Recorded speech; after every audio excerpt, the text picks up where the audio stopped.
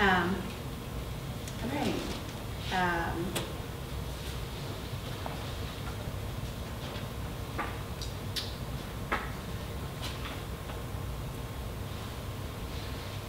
So, as the title suggests, my poem has a lot of night poems, and it also has a lot of morning after poems.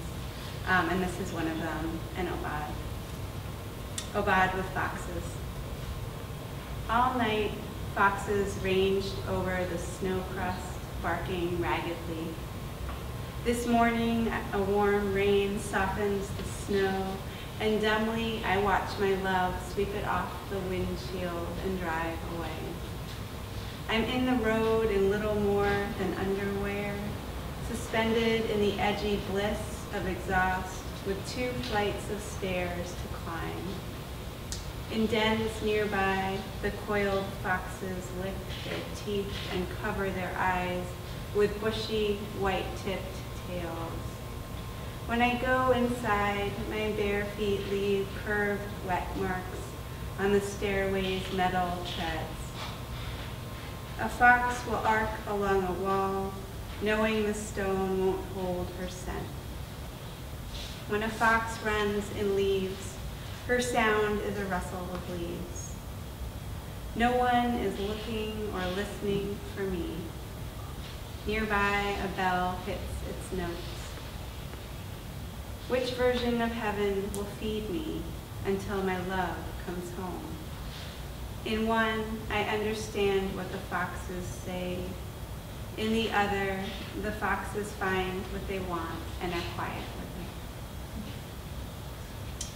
So the first line of that poem comes from Thoreau, I think Walden. Kristen would know better than me. I quote really shamelessly, or copy or plagiarize. But a lot of this book is thinking about Thoreau and thinking, what it would have been like had Thoreau been a woman, or conversely, what it would have been like if I had been Thoreau. And so this is one of those poems, post-pastoral. I borrowed an axe so heavy I had to drag it through the woods. Branches couldn't catch the geese or the sliding sun, and the mud-streaked axe blade and my mud-streaked dress took on a violet sheen. I would build a house to be lonely in. Across the pond, a train grated through trees. From the woods came the voice of foxes' paws in leaves. From the air, an owl voice pleading with the moon. I asked the trees for boards, shingles, laths, before I swung the axe to split a birch. I only nicked it. The tree began to weep. I licked what it wept. I would own the forest.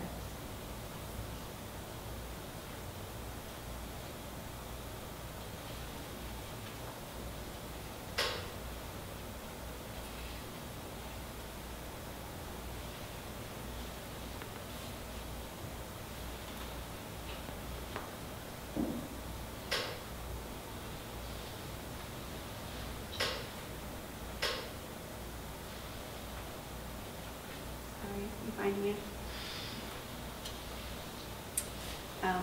Amphibious. A red salamander skirts the lowland pool.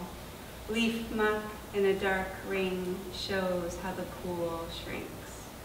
I wade, and in a few hours I wade again, not remembering the information my skin collected when I was wetted before.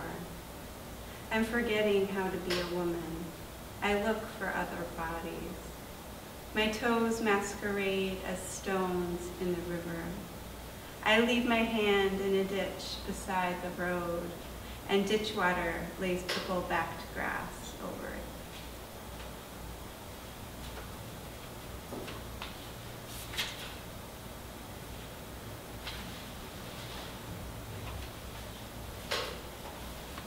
The forest for the trees.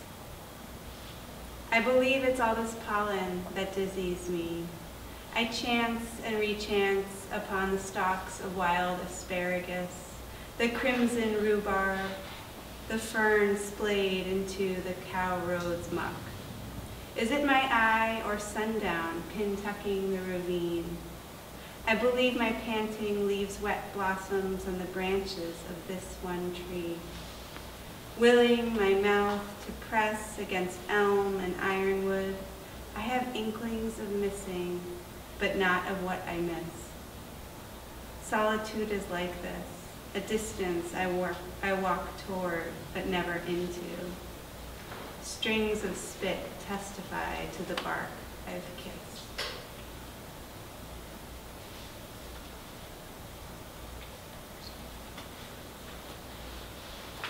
So I guess the conflict of the book is kind of trying to learn to love someone in an indoor space after you've experienced love of the natural world. So this poem sort of touches on the pilgrim. The shadows practice night along the river. I practice being a pilgrim. I sew the button that will stop my coat pocket from going crazy in the wind. I run out into the keeling grass so I can come back, wind-slapped and swooning like wood smoke. I'm hungry for November to let me eat Thanksgiving dinner at a long table where I sit next to my meant-to-be and smooth my napkin. Then I'm going to tell him how I lived in the wild. I ran out of electricity one autumn and camped outside, sleeping by a stump whose rot coincided with my idea of discipline.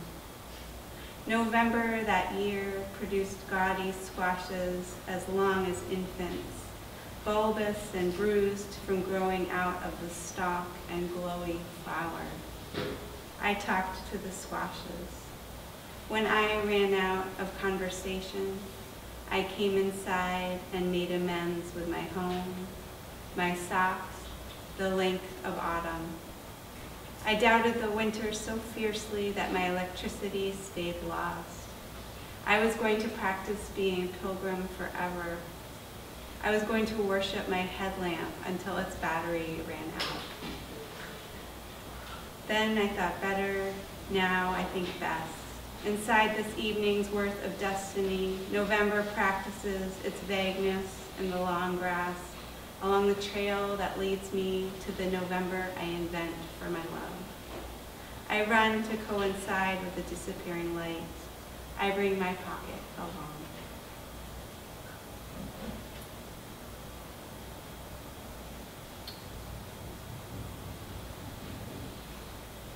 I'll just read one more poem. This is a winter poem, but it has snow in it, so certainly not a winter in Austin poem. Snow Song. When the wind lifts crescents of snow from bare branches, we remember leaves. When the frozen pond shifts and cracks as the ice contracts, we remember oars that clunked and spun, diving through dots of light.